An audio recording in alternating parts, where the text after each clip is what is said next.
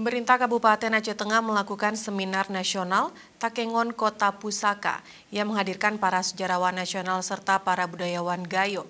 Kegiatan ini berlangsung di salah satu hotel di Kota Takengon, Aceh Tengah yang diikuti oleh berbagai elemen dan terbuka untuk umum.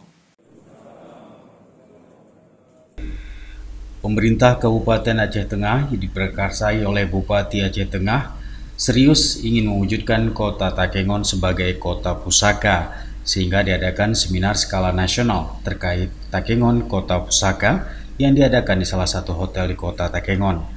Pemerintah Aceh Tengah disampaikan oleh Bupati Sabel Abu Bakar terus menggali dan menyeminarkan sejarah-sejarah perjuangan Republik Indonesia dan peran besar masyarakat Aceh pada umumnya dalam mempertahankan kemerdekaan RI dari penjajahan, terutama pada agresi militer kedua pada 18 Desember 1958.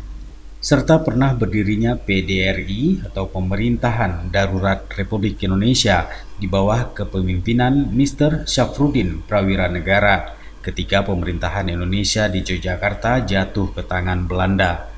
Perjuangan untuk menjadikan Takengon sebagai kota pusaka karena Takengon sebelumnya disinyalir pernah menjadi pusat pemerintahan darurat Republik Indonesia PDRI dan Mr. Syafruddin Prawira Negara sebagai presiden kala itu pernah ke Aceh Tengah membawa radio Rimba Raya yang saat ini berada di Kabupaten Benar Meriah yang merupakan pecahan dari Kabupaten Aceh Tengah.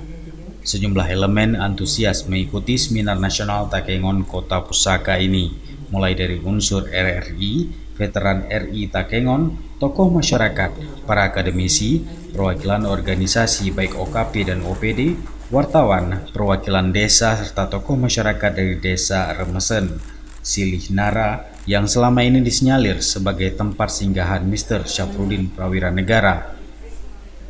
Seminar nasional ini selain dilakukan secara tatap muka di dalam ruangan, juga dilakukan secara Zoom meeting untuk masyarakat lainnya yang ingin berpartisipasi secara daring.